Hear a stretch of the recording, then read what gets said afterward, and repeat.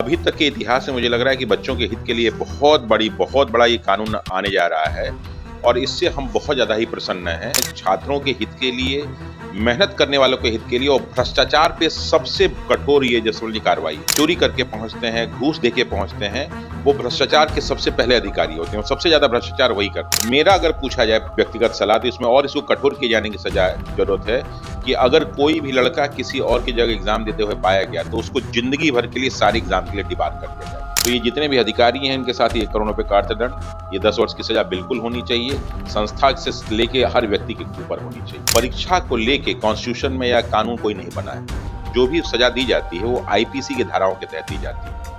उसमें कोई भी विशेष कानून नहीं बनाया गया। ये पहली बार भारत के इतिहास में विशेष कानून बन रहा है कि इस तरह का काम किया जाए। नमस्कार, आप देख रहे हैं द बिहार टॉप। मैं हूं आदेशपुरी। पेपर लीक पूरा बिहार परेशान रहता है, बिहार ही नहीं पूरा देश परेशान रहता है। और सबसे दुर्भाग्य हमारे बिहार के साथ ये है कि देश में कहीं भी पेपर लीक होता है, खासकर प्रतियोगी परीक्षाओं में, तो उसके तार बिहार से जरूर जुड़े होते हैं।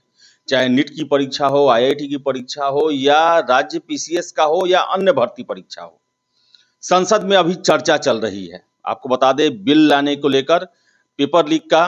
और बताएं कि जब ये बजट सत्र शुरू हो रहा था तो राष्ट्रपति के अभिभाषण में ही राष्ट्रपति ने इस मुद्दे को रखा था कि देश में पेपर लीक जैसी समस्या से निपटने का समय आ गया है और कड़े कानून की जरूरत है। हमारे साथ है रामांशु सर, हमेशा से उठाते रहे हैं पेपर लीक और पारदर्शिता का मुद्दा। आपको बता दें कि अभी कुछ दिन से ही हम लोग चर्चा कर रहे हैं झारखंड में हुए पेपर लीक का भी।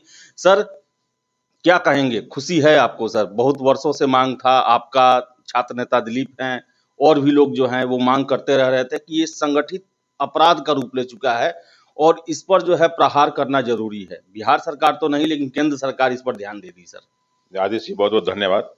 और आपको भी इस बात के लिए मैं बधाई दूंगा क्योंकि शुरुआत से आप इस मुद्दे पे बड़े मुखर रहे हैं और हमेशा पॉजिटिवली इस मुद्दे को आप उठाते रहे हैं और हम लोगों की बातों के शामिल या फिर जो छात्र नेता दिलीप हैं उनकी बातों को भी आप शामिल करते रहे हैं। देखिए, चैनल तो बहुत सारे हैं लेकिन अक्सर वो जो मुद्दा उठाते हैं वो कंट्रोवर्शियल मुद्दा उठाते हैं। बच्चों के हित की बात वहाँ पे नहीं होती। अभी तक के इतिहास में मुझे लग रहा है कि बच्चों के हित के लिए बहुत बड़ा ये कानून आने जा रहा है और इससे हम बहुत ज़्यादा ही प्रसन्न हैं।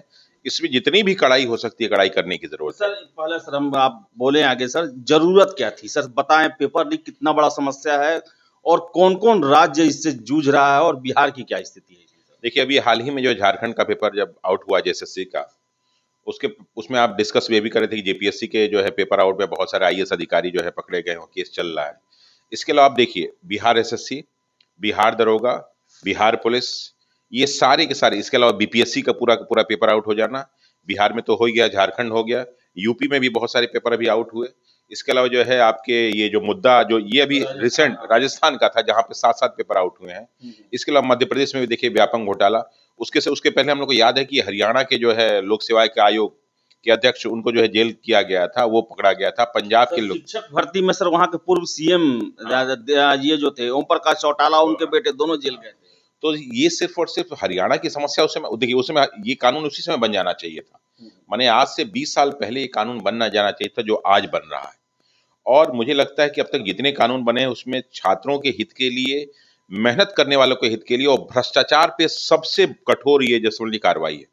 क्योंकि जो भी लड़के या जो भी लोग नेगेटिव तरीके से पहुंचते हैं, चोरी करके पहुंचते हैं, घूस देके पहुंचते हैं, वो भ्रष्टाचार के सबसे पहले अधिकारी होते हैं और सबसे ज्यादा भ्रष्टाचार वही करते हैं। क्यों? क्योंकि वो पैसा देके पहुंचे तो उनके दिमाग में गलत काम उन्होंने पहले ही से कर दिया, नौकरी की शुरुआत ही उन्होंने गलत की है। तो आगे आने वाले में वो देश के बारे में कभी नहीं सोचेंगे, हमेशा अपना ही तो परिवार का हित सोचेंगे। और जब भी कोई व्यक्ति, कोई समाज, कोई संस्था अपना और अपने परिवार का हित सोचती है तो समझ लिया भ्रष्टाचार की शुरुआत वहां से हो गई। और उस पे ये मुझे लगता है कि सबसे बड़ा प्रहार यह आपका जो है। सर प्रावधान क्या है बिल के सर, और क्या क्या सजा होगी, कौन दायरे में आएंगे, ये सब जरा बताएं। हाँ, इसके बारे में बता दूं कि अभी जो है गोड्डा के जो सांसद महोदय थे निशिकांत दुबे साहब, उन्होंने ये बजट सत्र में इस बात को उठाया और उसके लिए जो है अभी लोकसभा में आज ये भी चर्चा भी चल रही है कि the public examination prevention of unfair means bill 2024 ये लाया गया, उस पर डिस्कशन हो रहा है। कल भी इसको पेश किया गया और आज उस पर डिस्कशन हो रहा है। डिस्कशन में प्रोविजन क्या है कि अगर कोई छात्र इसमें शामिल होता है तो उसको 3 साल के लिए डिबार कर दिया जाएगा। छात्र शामिल होने का मतलब कि कोई किसी के दूसरे की जगह जाके पेपर दे रहा है। लेकिन जहां तक मुझे मतलब 3 वर्ष की सारी सजा है, डिबार की बात नहीं। मेरा अगर पूछा जाए व्यक्तिगत सलाह तो इसमें और इसको कठोर किए जाने की सजा जरूरत है कि अगर कोई भी लड़का किसी और की जगह एग्जाम देते हुए पाया गया तो उसको जिंदगी भर के लिए सारे एग्जाम के लिए डिबार कर दिया जाएगा। उसको कभी भी कोई सरकारी नौकरी में मौका नहीं मिलना चाहिए। 3 साल से समस्या का समाधान नहीं होगा। दूसरी चीज क्या है कि अगर कोई संस्था इसमें पाई जाती है या जो जिस परीक्षा को आयोजित करने के लिए कोई संस्था एजेंसी उसमें शामिल पाई जाती है तो उसके लिए कहा गया कि उससे पूरा का पूरा खर्चा वसूला जाएगा परीक्षा का। ये भी बहुत बढ़िया कठोर है। परीक्षा का खर्चा तो वसूला ही जाएगा और जिंदगी भर के लिए उसको किसी भी इस प्रकार के कार्य के लिए एकदम पूरी तरह से बैन कर दिया जाएगा। और साथ ही साथ ये अगर कोई एजेंसी पकड़ी जाती है तो उसके सारे अधिकारियों को भी कम से कम 10 साल की सजा दिया जाए।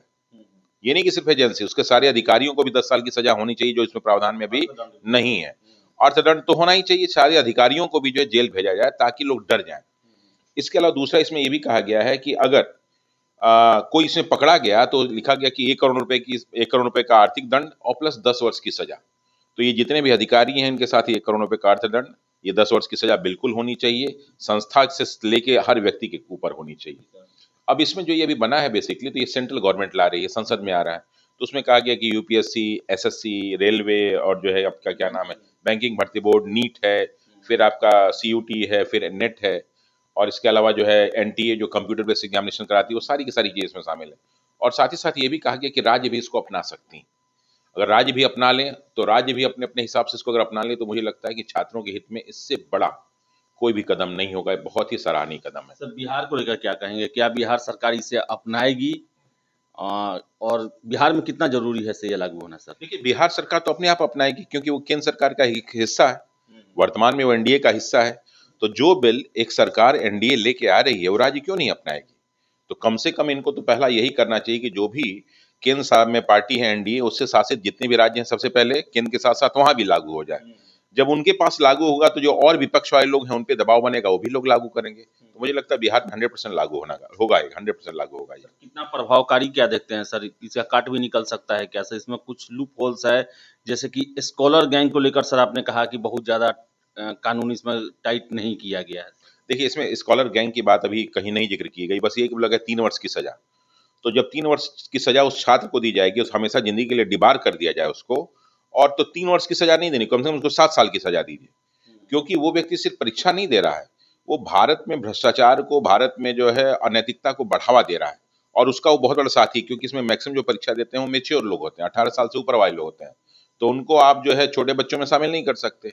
वो पूरी तरह से इस बात से अवेयर हैं कि इसका क्या क्या असर पड़ता है और उनके थ्रू जो लोग भी पकड़े जाएं उनकी पूरी प्रॉपर्टी को एकदम सीज कर लिया जाए, ए टू जेड जितनी भी उनकी प्रॉपर्टी हो सकती है उनसे जुड़े लोगों की प्रॉपर्टी। हाँ, इस पूरे प्रॉपर्टी को जब सीज कर लिया जाएगा तो निश्चित रूप से अगला कोई प्रयास ही नहीं करेगा किस तरह का काम करे। सर लेकिन कानून तो है और बिहार में आप स्थिति देखते भी हैं, इतना पेपर लीक हुआ, पकड़ा भी जाता है, बेल हो जाता है, सजा सर कहाँ होती है सर? इम्प्लीमेंटेशन सर कितना जरूरी है सर? उसके लिए क्या सर इस बिल में है? इम्प्लीमेंटेशन कैसा होना चाहिए कि कोई भी करे तो कम से कम उसको सजा मिले, वो सजा काटे अपना। हम तो कभी देखते नहीं है सर कि ऐसा हो और पकड़ा जाए और वो उसका पूरा सजा मिले, बेल खेल यही सब चलते रहता है। देखिए, दरअसल क्या है कि अभी तक भारत में कहीं भी परीक्षा को लेके कॉन्स्टिट्यूशन में या कानून कोई नहीं बना है। जो भी सजा दी जाती है वो आईपीसी के धाराओं के तहत दी जाती है। उसमें कोई विशेष कानून नहीं बनाया गया। ये पहली बार भारत के इतिहास में विशेष कानून बन रहा है कि इस तरह का काम किया जाए। तो पहले और दूसरे में यही अंतर है कि पहला वाला ठीक से अप्लाई नहीं हो पाता था क्योंकि वो अन्य धाराओं के तहत बच जाते थे। अब स्पेशल धारा ही इनको बना दिया गया, तो इसके लिए जब अलग कानून बनेगा तो इसके अलग सारे अलग प्रोविजन होंगे, इसका अलग से पूरा वेरिफिकेशन होगा, अलग से सारे अधिकारी इन सारे कामों को करेंगे और स्पष्ट रूप से कह दिया गया कि आप इस काम में शामिल हैं इसलिए आपको ये सजा दी जाती है। पहले ये नहीं था। पहले उनको अलग अलग तरीकों से अलग अलग केसों के माध्यम से पकड़ा जाता था। फर्जी हो गया, फ्रॉड हो गया, 420 हो गया, जालसाजी हो गया, ये सब होता था। लेकिन यहाँ पे स्पेशल दे दिया गया prevention of unfair means in public examinations, इसका नाम ही है बिल का। तो इसलिए इसमें जो है थोड़ा सा प्रावधान कठोर है, अलग है, इसलिए इस पर सुनवाई तेजी से होगी और साथ ही साथ लोगों की सजाएं भी होंगी। तो रमांशु सर थे और इन्होंने साफ क्लियर कट बताया कि भाई ये कानून है क्या। अभी तक बता दें आपको, हम भी प्रश्न उठाते थे, सर से भी हमने पूछा कि पकड़े तो लोग जाते हैं लेकिन सजा नहीं मिल पाता है, कुछ दिन जेल में रहते हैं, बेल पर निकल जाते हैं, मामला रफा दफा हो जाता है। वजह इसका ये है कि स्पेशल कानून नहीं था और स्पेशल कानून जब बन जाएगा तब इस दायरे में वो आ जाएंगे तो उन पर यही दफाएं लगेंगी और इसी को ध्यान में रख के जमानत मिलेगा और ट्रायल चलेगा और सजा भी होगा। तो आशा करेंगे हम कि ये कानून जो है प्रभावी हो, बिहार तो कम से कम अपनाए, और जो भी संगठित अपराधी हैं, जो पेपर लीक कराते हैं, गड़बड़ी कराते हैं परीक्षाओं में, उन पर कड़ी कार्रवाई हो और उनकी संपत्ति जब्त की जाए, जेल भेजा जाए। और आशा करेंगे कि प्रभावी तरीके से ये कानून काम करेगा और पेपर लीक जैसे समस्या से राज्य और देश दोनों मुक्त होगा। तो फिलहाल इस वीडियो में इतना ही। वीडियो पसंद आया लाइक शेयर करें, हमारे चैनल द बिहार टॉप को सब्सक्राइब जरूर कर लें। धन्यवाद।